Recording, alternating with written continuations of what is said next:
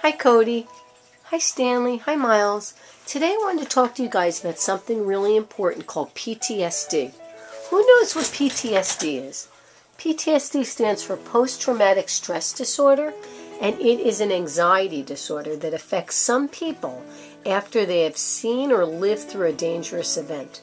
Sometimes we hear our military people coming back from a war and they had PTSD. What's interesting is not everybody gets PTSD. Some people do and some people don't, and they're doing a lot of research as to why that is. Anyone can get PTSD at any age.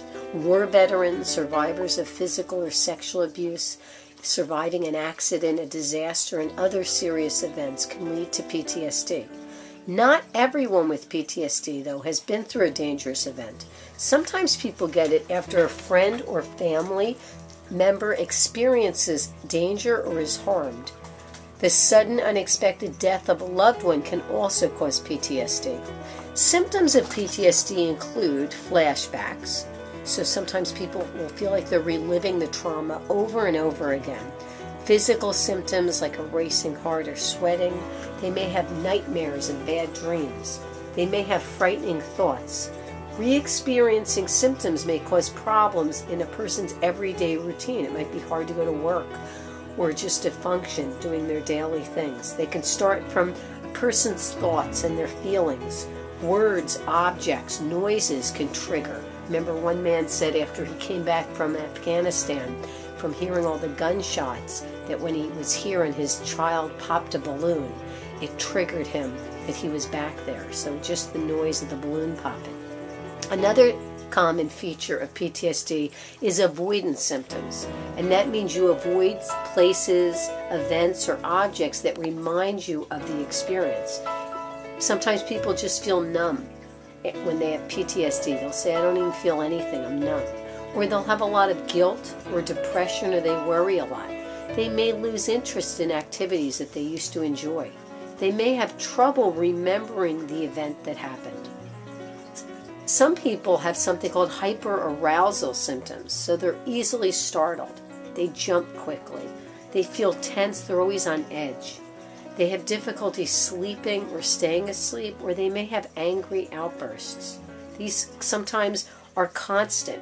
Instead of being triggered by the event, the person feels like that a lot. Children react differently than adults when they have PTSD. Children may wet their bed when they used to not.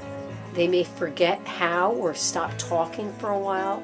They may act out this scary event during their playtime, and they may be very, very clingy. How do you figure out somebody may have PTSD? Well, a doctor can help diagnose PTSD in somebody.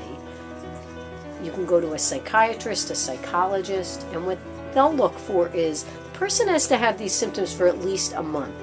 They have to be re-experiencing the symptoms, have at least 3 avoidance symptoms, so they're avoiding people, places, things that remind them, and they might have at least 2 hyperarousal symptoms, and their symptoms make it hard for them to function in their daily life.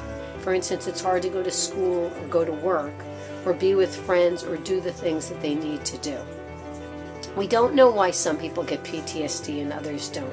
It's hard to know that. There are risk factors, which include living through dangerous events and traumas, having a history of mental illness, getting hurt, seeing people hurt or killed, feeling helpless, feeling horror or extreme fear, having little or no social support, and dealing with extra stress after the event, just like a loss of a loved one, pain and injury, a loss of job, or loss of home. And there are some resiliency factors that are important that can help prevent or reduce PTSD. Seeking out support from other people, such as family and friends.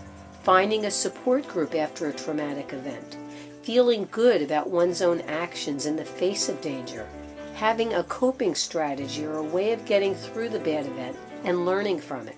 And being able to act and respond effectively despite feeling fear. Researchers, as I said, are studying the importance of various risk and resiliency factors. The more they study, the more they'll learn, and the more we'll be able to share with people. The next video will be on how to treat PTSD.